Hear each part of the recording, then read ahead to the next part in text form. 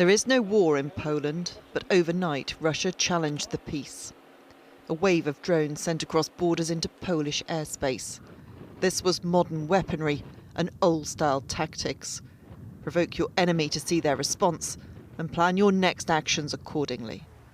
That response, the scrambling of NATO jets to shoot down the drones, was the first time NATO has directly engaged with Russia in combat. Acknowledging the gravity of the crisis, the Polish Prime Minister warned the country was as close to open conflict as at any point since World War II. Mamy do czynienia najprawdopodobniej z prowokacją na dużą skalę. In all likelihood, we are facing large-scale provocation. Poland's airspace was violated last night by a large number of Russian drones. Those that could have posed a significant threat were shot down.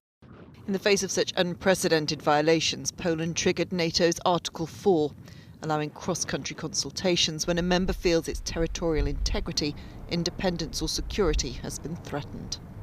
Allies are resolved to defend every inch of Allied territory. We will closely monitor the situation along our eastern flank, our air defences continually at the ready. Last night, Russia had been relentlessly attacking Ukraine, using 415 drones and over 40 missiles.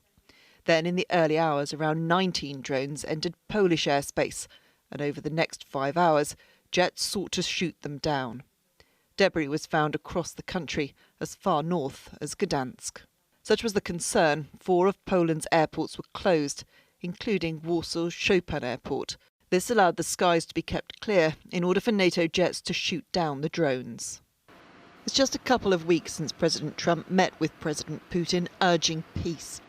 The Russians have denied the drones were destined for Poland, but such provocations are straight out of the Russian military handbook. With our partners and through our leadership of the coalition willing, we will continue to ramp up the pressure on Putin until there's a just and lasting peace. Poland escaped lightly last night. Ukraine was less fortunate and serves as a warning as to the dangers of Russian military and territorial adventurism. Emma Murphy, News at 10. Now, ever since Russia's invasion of Ukraine, neighbouring countries have worried what would happen if Russia targeted them. And Carl is here to explain NATO's military response. Carl. Well, last night's attack exposed a problem on what NATO chiefs refer to as the eastern flank.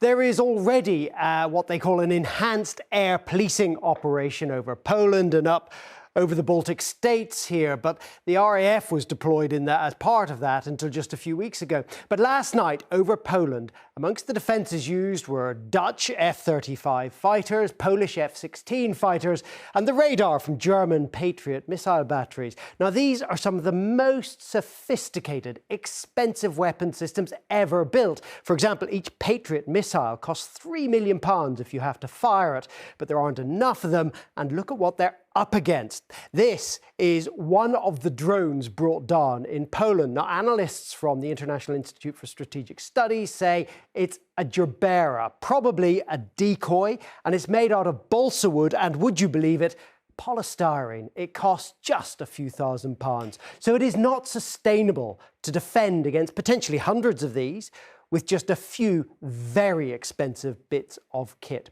One part of the answer is new equipment like Britain's Dragonfire laser, which cost less than a tenner to fire, but that isn't deployed yet and may take another couple of years before it's fully ready. Another part, however, is to get in on the cheap drone action. And just in the last few minutes, the Ministry of Defence has announced that the UK will start mass producing interceptor drones for use in Ukraine. I mean, the truth is, Cobb, that's kind of, to me, posing quite a fascinating series of questions and dilemmas. What are the kind of NATO chiefs saying about all this?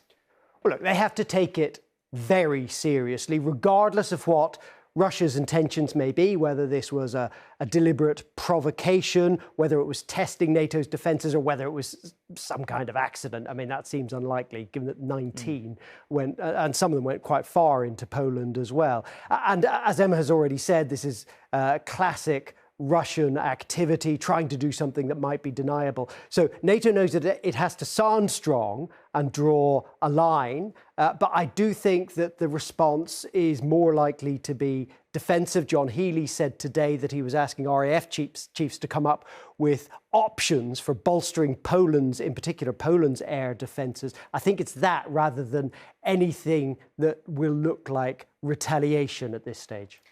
OK, Carl, well, let me put all that to Emma, who's here to talk about this as well. How, given everything you've just said and Carl's just said, how significant a moment do you think this really is?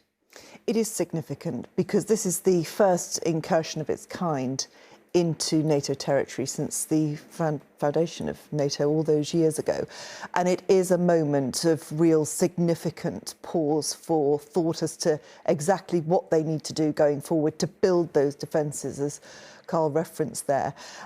There is a Russian term called razvika boyen, and it basically means reconnaissance by combat. And there is very much a feeling that that is what was going on last night. It's not a tactic that's unique to the Russians, but it is a way to engage the enemy, to see how they respond, and then probe the intelligence that you can get from that. So clearly last night what they were looking at is, you know, if we send these drones in, what will the response be? And where are the weaknesses in the Polish air defence system? What will NATO do in response? So they saw where their drones got to. They got a long way up north through Polish territory.